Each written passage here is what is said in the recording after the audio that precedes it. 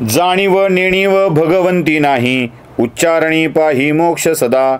नारायण हरी उच्चार नामाचा, येथे कळी काळाचा रीघ नाही. तेथील प्रमाण नेणवे वेदांसी, ते जीवजंतूशी केवी कळे. ज्ञानदेवा फळ नारायण पाठ, सर्वत्र वैकुंठ केले असे. रामकृष्ण हरी माऊली. माऊलींना शेवटच्या चरणात आपला स्वानुभव सांगायचा असतो हे आपण बघितलं.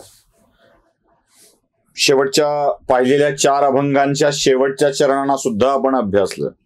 ज्ञानदेवा फळ नारायण पाठ, सर्वत्र वैकुंठ केले असे, हे आजच्या अभंगाचं शेवटचं चरण आहे आणि त्यावर आपण बोलणार आहोत.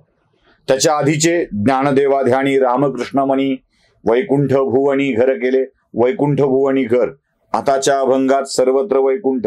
ज्ञानदेवाजीने नामे विनव्यर्थ, नावाशिवाय जगणं सुद्धा व्यर्थ आहे. ज्ञानदेवा पुसे निवृत्तीची चाड, गगनाहुनी वाड नाम आहे, गगनापेक्षाही मोठं नाव आहे. हे माऊली शेवटच्या चरणामध्ये आपला अनुभव सांगतायत आणि मागच्या 2 चरणात वैकुंठ वैकुंठ वैकुंठ हा शब्द वापरतायत. काय आहे हे वैकुंठ? वैकुंठ धाम म्हणजे काय? सोपं. देव जिथे वास करतो ते वैकुंठ. देव जिथे असतो, हरी जिथे राहतो ते वैकुंठ. आम्हाला हरी प्रत्येक ठिकाणी दिसू लागला तर काय होईल? जिथे दिसतोय ते वैकुंठ. पृथ्वीवर भूतलावर लोकांना पाप आणि पुण्याचं फळ मिळतं, पण स्वर्गात फक्त पुण्य. पुण्य पुण्य आणि पुण्य. पुण्य फळच तुम्हाला मिळू लागतं. आता हे पुण्य कुठून जमा होतं?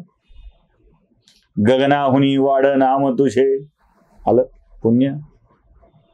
नामे विन जीवन व्यर्थ, आलं पुण्य. वैकुंठ भुवनी घर केले, आलं पुण्य. प्रत्येक ठिकाणी वैकुंठ दिसे नामामुळे, आलं पुण्य. हे पुण्य असं आहे मंडळी. तुम्ही नामस्मरण करा, तुम्हाला ते पुण्य मिळून जातं आणि पुण्य मिळालं की वैकुंठ तुमच्या जवळ येतो. जिथे देव वसतो ते वैकुंठ, जिथे देव असतो ते वैकुंठ.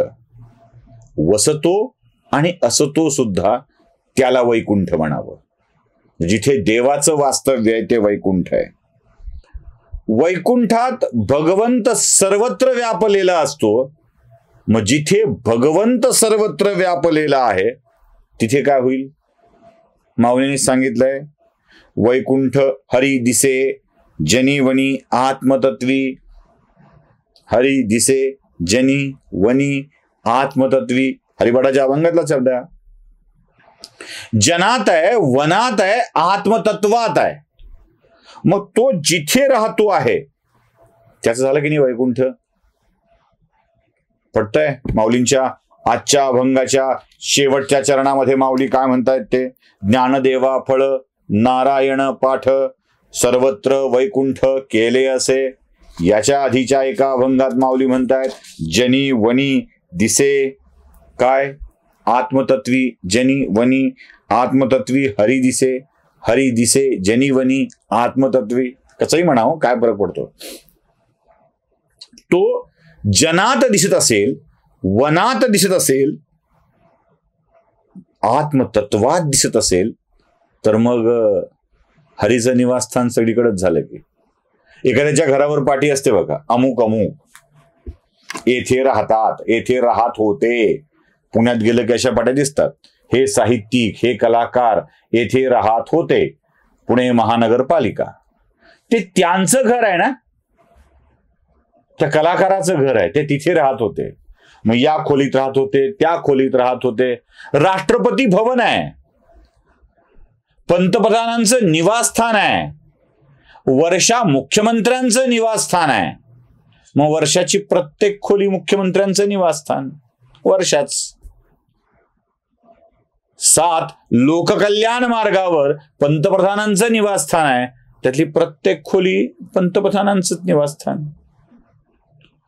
राष्ट्रपती भवनात राष्ट्रपती राहतात, मग प्रत्येक खोली राष्ट्रपतींचं निवासस्थान, राष्ट्रपती भवन झालं ते. तसं जिथे भगवंत राहतो ते प्रत्येक ठिकाण वैकुंठ झालं की नाही.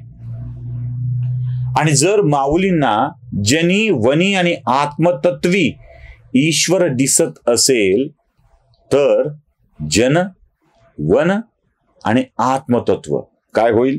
वैकुंठच होईल.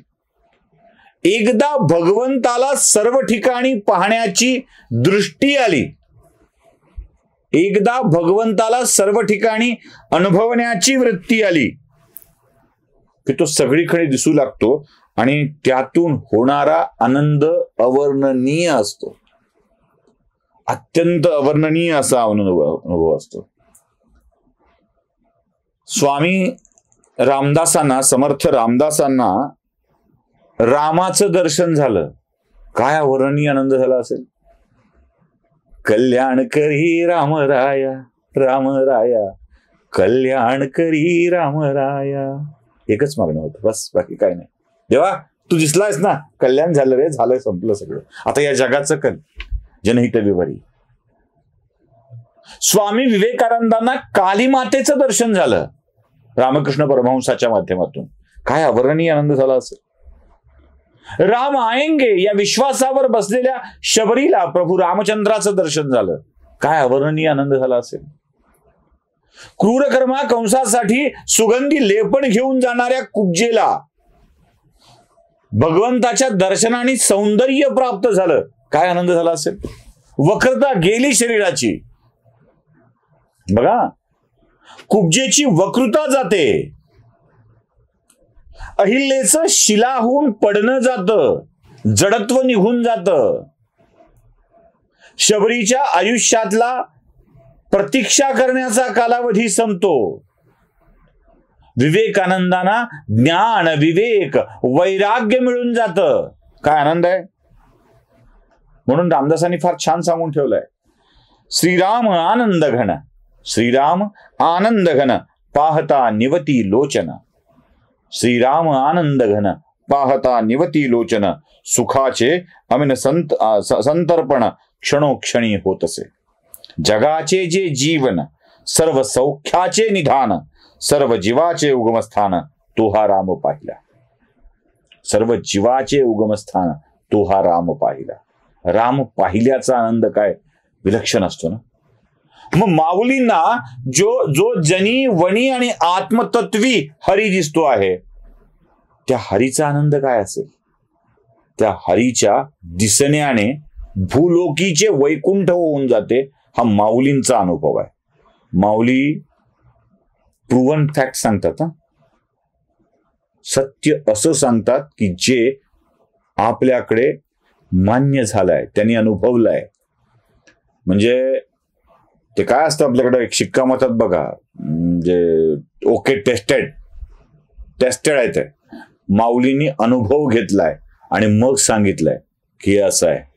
म्हणजे मला वैकुंठ लोकी असल्याचा अनुभव येतो, कारण मी तो जनी वनी आत्मतत्वी बघितला. रामकृष्ण.